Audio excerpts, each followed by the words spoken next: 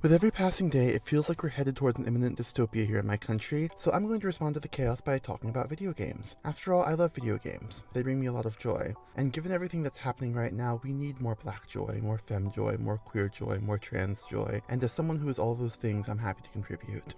For those of you who don't know me, hello, my name is Maddie, and when I'm not stressing out about my master's program, you can often find me playing video games to distract me from the stress of my master's program. I've played hundreds of video games in my lifetime, but I don't necessarily consider myself to be good at most of them.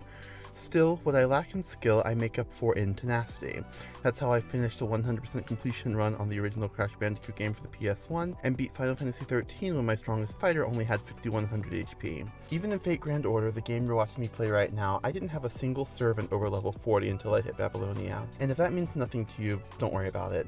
It's basically my way of saying that I'm accustomed to getting through difficult situations with impeccable strategies and quite a bit of luck. So before we continue on, I just want to let you know that this video contains major spoilers for The Quarry, Detroit Become Human, and Fable III, along with minor spoilers for Life is Strange and Fate Grand Order.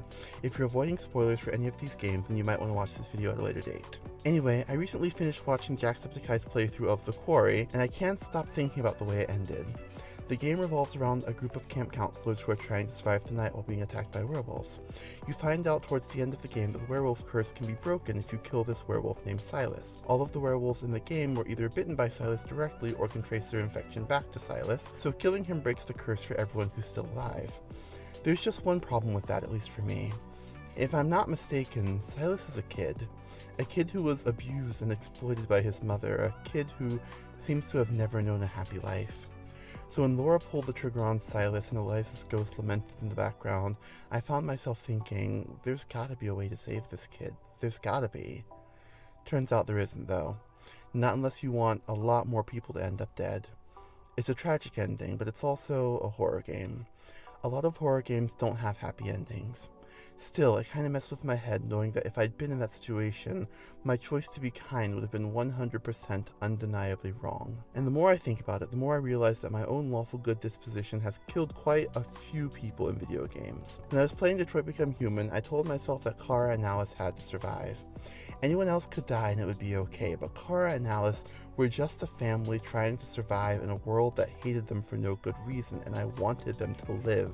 So we're at the bus station, trying to gain safe passage into Canada, a place where androids can be free, but Kara and Alice don't have tickets.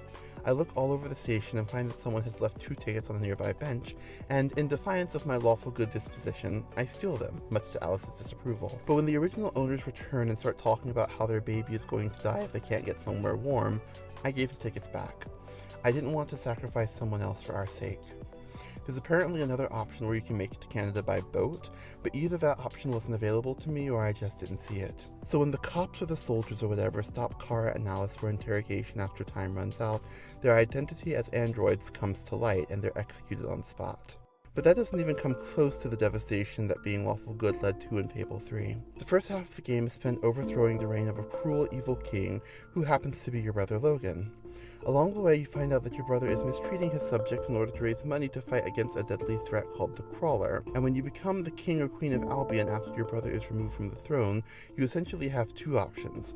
Continue your brother's reign of terror in order to raise the necessary 6.5 million gold pieces to protect your people, 1 gold piece for each citizen, or become a benevolent monarch who is loved by the people but has little capacity to protect your citizens in the end. It probably comes as a little surprise that I decided to go the benevolent route. I lowered taxes, shut down the factories that exploited their workers, spent money on initiatives that would benefit the poor, and so on. But if I remember correctly, I only raised 75,000 gold in the end. I only saved 75,000 people. And believe me when I tell you that when your choices lead to the death of 6,425,000 people, it doesn't matter how kind and benevolent you are, the people are going to hate you. And honestly, who could blame them? I'd be remiss if I didn't mention that there are alternative methods of making money in Fable 3. Not only can you make money by performing odd jobs like blacksmithing, pie baking, and lute playing, but you can also make money by opening demon doors or becoming a landlord, as the game will allow you to own all of the property in Albion and rent it out. But if I remember correctly, the odd jobs only land you a few hundred gold coins for every job you completed, which makes raising 6.5 million gold an arduous task. And as for the demon doors and becoming a landlord, I just found out about those options while preparing to make this video. I had no idea that was something I could do when I played this game a decade ago. So perhaps the Lawful Good playthrough can lead to a happy ending, but from what I understand, becoming a landlord doesn't necessarily endear you to your citizens unless you make the rent super cheap and spend a lot of money on upkeep, so maybe not. This is obviously a very small sample size of video games. A lot of video games encourage the player to tap into their inner heroism, and most video games don't actually give you a choice.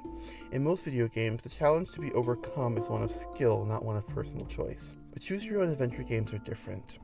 In Life is Strange, I failed to stop Kate Marsh from attempting suicide because I read the wrong Bible verse. I did everything else right, but I forgot that her mom was toxic, and I thought that a verse from Proverbs would be more helpful than a verse from Matthew. I had to restart the chapter. I couldn't live with myself otherwise. In Detroit Become Human, I thought I was firing a warning shot to save my life, only to find out that I was actually shooting to kill when my life wasn't in danger. When playing as a cop, I became exactly the kind of cop that I fear and loathe the most. I had to restart the level. I couldn't live with myself otherwise.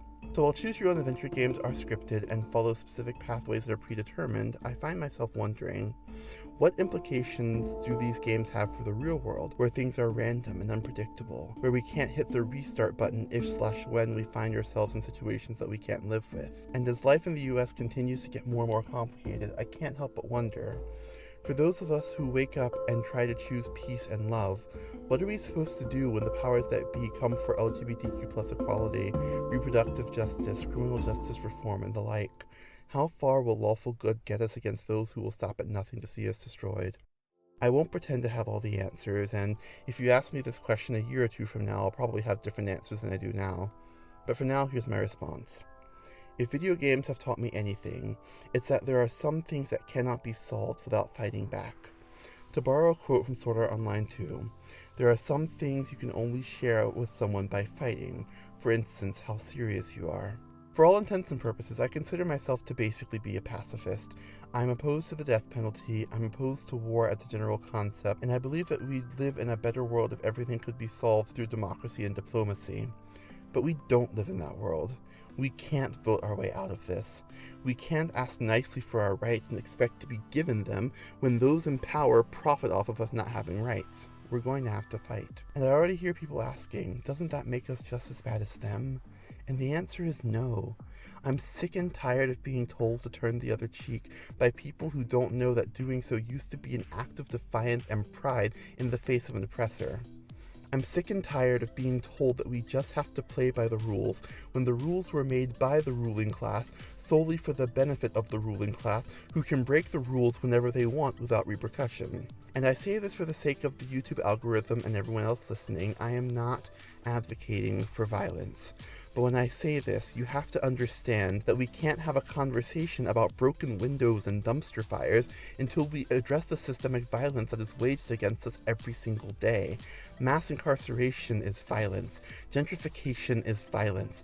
Forced pregnancy is violence. Restricting access to gender-affirming care is violence. Anti-Semitism is violence. Islamophobia is violence. Poverty is violence. Every single day, the people who make decisions on our behalf choose hatred and oppression, either advocating for this kind of violence or profiting off of it. I mean, I'm not gonna lie, if I hear one more politician say that they can't do anything unless we donate to the Democratic National Committee and vote in November, I'm gonna lose it. This hierarchical system we live in is a perpetual state of violence, and while we may not wake up and choose violence, we cannot be blamed for reacting when violence is inflicted upon us. If someone's boot is on my neck, then I'm coming for their ankle and I'll work my way up until they get the picture. We don't fight fire with fire, but we don't let the fire blaze out of control either. We fight fire with water. We organize. We start sharpening our current skills and learning new ones. We start having conversation with our neighbors and figuring out how we're going to band together in the event of crisis. We start researching successful revolutionary movements and learning from them.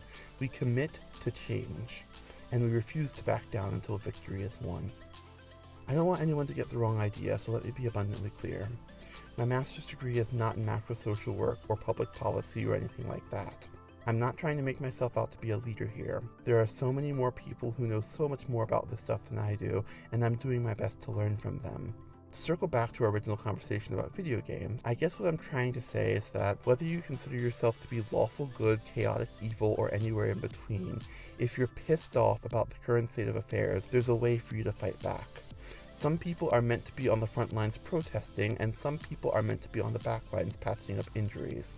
Some people are meant to tend to their gardens for herbs and produce, and some people are meant to turn those herbs and produce into delicious, nutritious meals for the community. Every part of a movement is valuable, and as far as I'm concerned, any actions taken towards a more just world are a method of fighting back. So for those of you who wake up ready to start swinging, thank you. The world needs your tenacity and fierceness.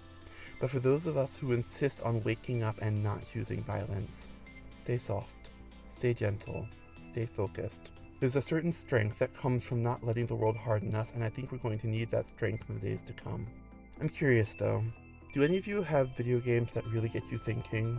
If so, leave a comment telling me about them. I'm always looking for game recommendations. In just a moment, 2 videos will be popping up on your screen. The first is a sort of battle cry for LGBTQIA+ folks and people of color that I wrote about a year ago, and the second is the video of ours that YouTube thinks you'll enjoy the most. I hope you'll enjoy one or both of them. But most importantly, remember that you're wonderful, and that the world is a better place because you're in it. And as always, thank you so much for watching, and I'll see you in the next video. Bye!